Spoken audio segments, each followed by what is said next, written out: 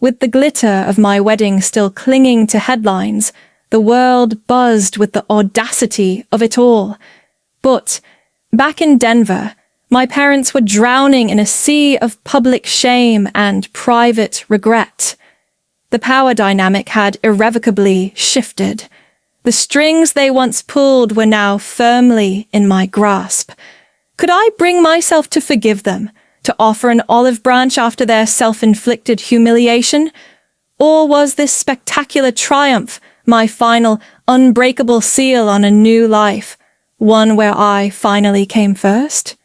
At 32, I, Christina, can still feel the faint, lingering sting of being perpetually second best in my parents' eyes. Growing up in our comfortable Denver, Colorado home, the family dynamic was starkly clear. My younger sister, Jessica, was the star, destined for applause, while I was the ever-reliable, albeit less dazzling, supporting act. Her triumphs, like landing the lead in the high school play, were heralded with family dinners and endless praise, events practically declared local holidays. My achievements, however significant, consistently topping my class for years, securing scholarships, were met with a quiet, "That's nice, honey," as if they were merely checking off an expected box. It was a subtle, insidious conditioning that taught me my worth was in my quiet competence, not in any inherent sparkle. Perhaps that constant low hum of being overlooked fueled my ambition. I threw myself into my work, eventually carving out a niche as a sought-after event planner in the vibrant, competitive landscape of Los Angeles. I prided myself on creating flawless, magical moments for others, a stark contrast to the often unacknowledged milestones of my own life. Then, David, a talented architect with a kind smile and an even kinder heart, walked into my office, ostensibly to plan a charity gala. He saw me, truly saw me, in a way no one in my family ever had. He celebrated my successes, big and small. When he proposed, it wasn't just a promise of marriage, but a promise of being seen, of being chosen first. It was a feeling I hadn't realized I was so starved for. The joy of our engagement was a warm, vibrant bubble, and I couldn't wait to share it, to finally have a moment that was unequivocally mine to celebrate with my family. I called Mom and Dad, my voice probably a little too bright, a little too eager, as I announced that David and I were getting married. I told them the date we'd chosen, a perfect summer Saturday, July 22nd, envisioning them marking their calendars, perhaps even offering to help. Instead, a hesitant pause crackled over the line. "Oh, Christina, honey, that's wonderful," Mom began, her tone already laced with that familiar precursor to disappointment. "But, well, that's the same weekend as Jessica's master's graduation from Columbia in New York City." My stomach tightened. Of course. Jessica, after several changes in academic direction and considerable parental investment, was finally getting her advanced degree. "The wedding is in the afternoon, in Malibu," I offered, a desperate plea already forming in my throat. "You could fly back." But Dad cut in, his voice firm with a decision already made. "Sweetheart, we absolutely have to be there for Jessica. She's worked so incredibly hard, and she truly deserves to have her family there, to see her walk across that stage after all this time. It's such a huge milestone for her." The unspoken, as always, was that my milestone, my wedding, was somehow less significant, more manageable on my own. That old, familiar ache of being the understanding one settled deep in my chest, heavy and cold. They expected me to simply nod, to accept, once again, that my moment would have to make way for Jessica's. The familiar wave of hurt washed over me, sharper this time, more profound. It wasn't just another overlooked achievement. This was my wedding, the day I was supposed to feel unequivocally cherished and prioritized. I hung up the phone, the echoes of their understanding, justifications ringing hollowly in my ears. Tears welled, hot and angry, blurring the sunny Los Angeles afternoon outside my window. David found me a little later, my carefully constructed composure shattered. He listened, his expression shifting from concern to a quiet, simmering indignation on my behalf. He didn't offer platitudes or try to smooth things over. Instead, he held me, letting me cry out the years of accumulated frustration and disappointment. "They don't deserve you, Christina," he said finally, his voice firm but gentle. "But we deserve an incredible wedding. You deserve a day that celebrates everything you are." And as I looked at him, at his unwavering support and genuine love, something inside me shifted. The hurt began to morph, crystallizing into a steely resolve. For my entire life, I had quietly accepted my place, made myself smaller to accommodate their narrative. Not this time. Not for my wedding. A bold, audacious plan began to flicker to life, fueled not just by a desire for them to witness what they'd chosen to miss, but by a fierce, newfound determination to create an event so breathtaking, so undeniably spectacular, that it would stand as a testament to my own worth, independent of their validation. If they wouldn't make my wedding a priority, I would make it an event the world couldn't ignore. This wasn't just about a party anymore. It was about reclaiming my moment, on my terms. The next morning, the lingering sadness was replaced by a focused energy. My office, usually a hub of meticulous planning for others, became the command center for my own audacious vision. I wasn't just Christina, the bride-to-be, anymore. I was Christina, the seasoned event planner, deploying every ounce of my expertise and every hard-earned connection. First on my list was Elysian blooms. I envisioned floral arrangements that would make an English garden weep with envy. Then, Patisserie Royale by Chef Antoine, whose confections were edible art. I called luminous designs, known for transforming spaces with light, and portraits by Isabella, whose photography captured not just images, but raw emotion. For the bar, it had to be artisan elixirs, famous for their innovative storytelling cocktails. One by one, I laid out my vision, no, my demand, for an unparalleled experience.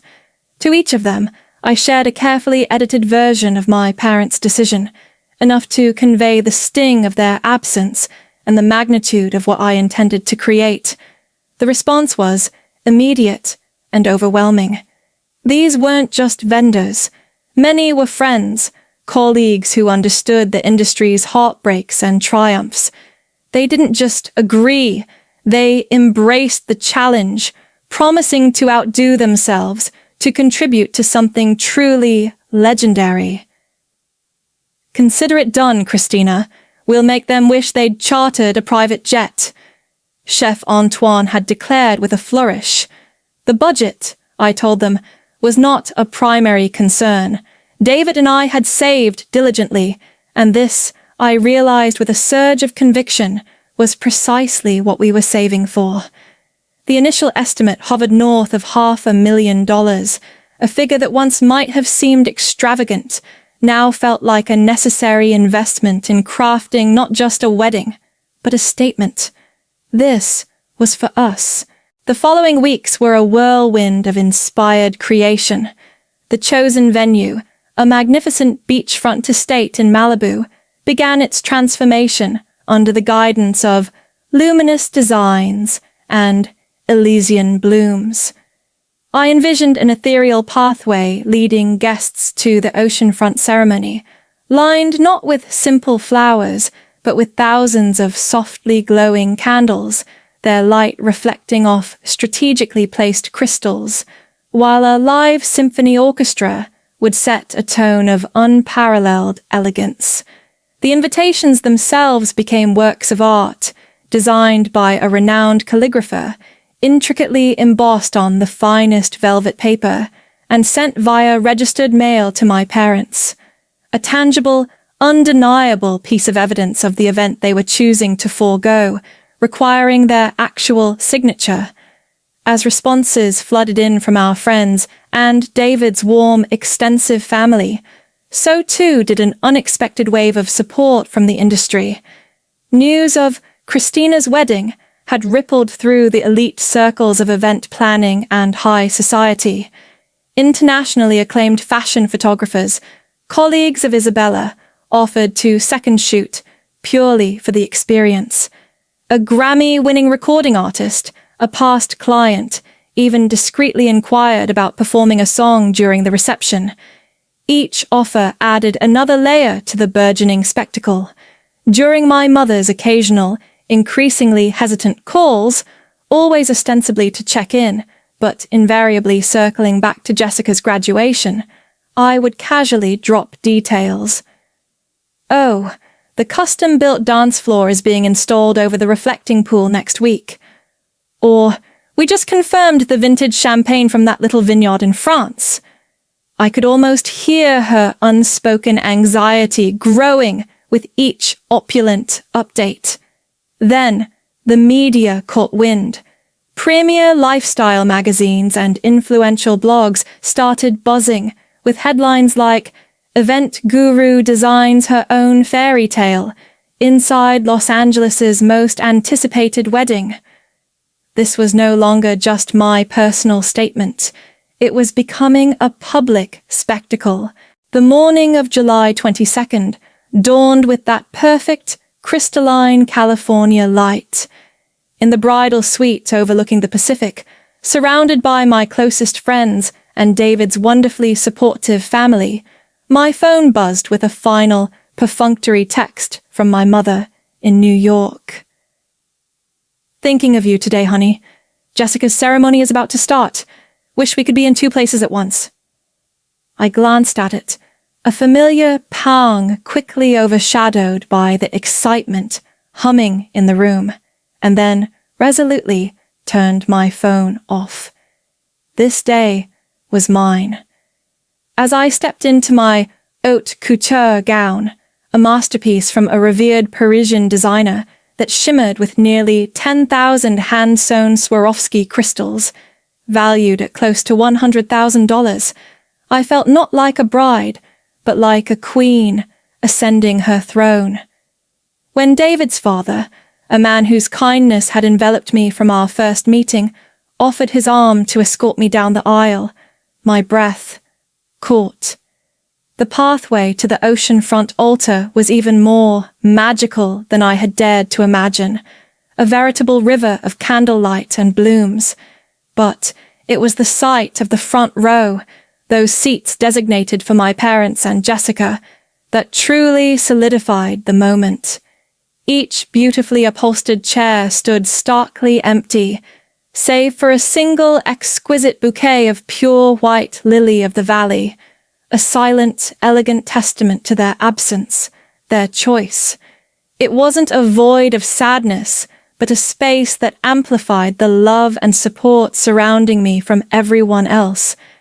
Then I saw David, standing at the altar, tears streaming unashamedly down his face as he watched me approach. In that instant, any lingering thought of parental approval or vindication dissolved. There was only him and the overwhelming certainty of our beginning. The ceremony was a dream, our heartfelt vows exchanged under a canopy of cascading orchids as the sun dipped towards the Pacific, painting the sky in hues of rose and gold.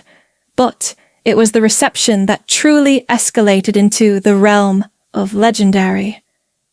As twilight deepened, the Malibu estate transformed into an enchanted forest, with luminous designs orchestrating a symphony of light that made the thousands of flowers from Elysian blooms seem to glow from within. Chef Antoine's 9-tiered wedding cake, a breathtaking sculpture of spun sugar and edible gold leaf, elicited gasps when it was unveiled.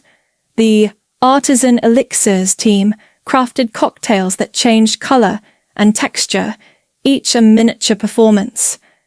The Grammy-winning artist, true to her subtle offer, delivered a surprise acoustic set that left our guests spellbound before the symphony orchestra returned, filling the air with music that invited everyone onto the starlit, custom-built dance floor.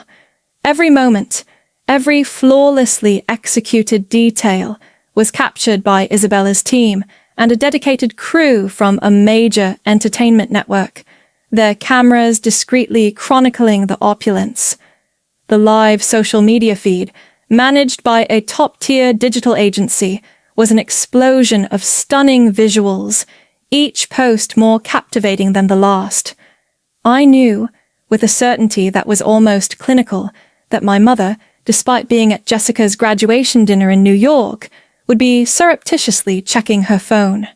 Around 10 o'clock, Pacific time, as the celebration reached its jubilant peak, my maid of honor discreetly handed me my phone. A new text from Jessica. Mom has been crying non-stop since she saw the first pictures online. My graduation dinner is a complete disaster. This isn't what I wanted, Christina. I'm so sorry. I read it, a flicker of something unreadable crossing my face, then handed the phone to David without a word. He glanced at it, nodded once, and slipped it into his pocket. This was still my night. The morning after, as David and I prepared to leave for our secluded 5-star resort in Bora Bora, the digital world was already ablaze. Headlines across US and international media platforms screamed variations of $1 million Malibu wedding stuns the world and event planners own wedding sets, new standard for luxury. The carefully curated images and video clips had gone viral overnight.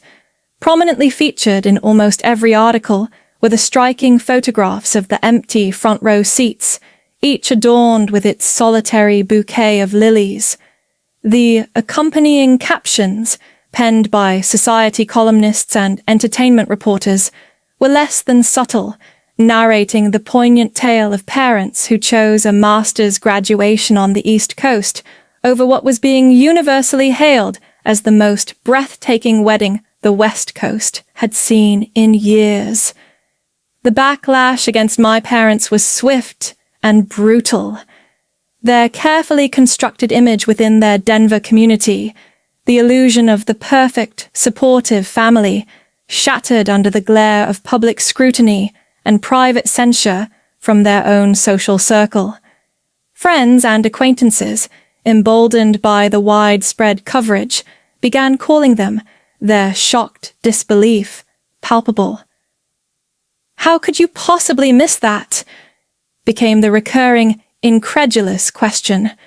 Throughout our first days in paradise, my phone, which I'd reluctantly turned back on, became a repository for their escalating panic. Voicemails from my mother, tearful and rambling, emails from my father, uncharacteristically pleading, texts from Jessica, a torrent of apologies and regret. They spoke of the unbearable social fallout, the awful things people were saying. It was clear the full magnitude of what they had willingly forfeited, amplified by the world's rapt attention, was crashing down upon them with devastating force. They hadn't just missed a wedding, they had missed the wedding, and in doing so, had authored their own public relations nightmare. Months later, back in Los Angeles, the ripples from our wedding continued to spread. I received the Event Planner of the Decade Award from a prestigious industry association, the nomination citing my own wedding as a groundbreaking example of visionary execution and unparalleled elegance. The irony wasn't lost on me. My parents, meanwhile, redoubled their efforts to make amends. Extravagant gifts arrived, followed by lengthy handwritten letters filled with remorse and pleas for forgiveness. Jessica, I heard through the grapevine, had moved back to Denver, her post-graduation career aspirations seemingly deflated by the shadow of the family drama. David, ever my anchor, would sometimes watch me as I sorted through their latest missives. "You know, you could let them back in," he'd say gently, never pressuring, always understanding. And he was right. I could. But as I looked at the glossy magazine spread still showcasing our wedding, at the joyous, unburdened smiles on our faces, and then at the secure archive box where I kept their correspondence, tangible proof of their choices and their subsequent regret, a quiet certainty settled within me. This hadn't just been about creating a spectacular event to spite them. It had been my declaration of independence, a reclaiming of my narrative, a definitive statement that my worth, my happiness, would no longer be contingent on their approval or presence. They had made their choice on that July weekend, a choice they now desperately wished to undo. But some choices, I was learning, etched themselves too deeply to be easily erased. I wasn't interested in smoothing over their discomfort anymore. They had chosen their path, and now they had to walk it. Looking back, the lessons I learned from that whole experience are crystal clear. I now know, deep in my bones, that my value isn't dictated by anyone else's perception, not even my family's. It's an inherent truth I define and defend. Prioritizing my own happiness and emotional well-being isn't selfish. It's essential, especially after enduring years of feeling secondary. Every choice, as my parents painfully learned, carries an inescapable consequence, and sometimes the most profound revenge isn't about inflicting pain, but about radiantly living my best life, demonstrating exactly what was so carelessly dismissed. And perhaps most crucially, I've realized that genuine, two-way communication and mutual respect are the bedrock of any healthy relationship. Their absence inevitably leads to fractures. So, to anyone out there who has ever felt like I did, overshadowed or undervalued, what steps have you taken to reclaim your narrative and stand in your own light? My journey is a powerful reminder that you have the strength to redefine your story. If my experience resonates with you, I hope you'll share it as an emblem of self-affirmation. Do you believe I should eventually reconcile with my family, or is my stance justified? I'd genuinely love to hear your thoughts in the comments below. Don't forget to like, share, and follow our page for more compelling stories that empower and inspire. Remember, you are inherently worthy of being the main character in your own life. Choose yourself, unequivocally, every single day. I know I finally did.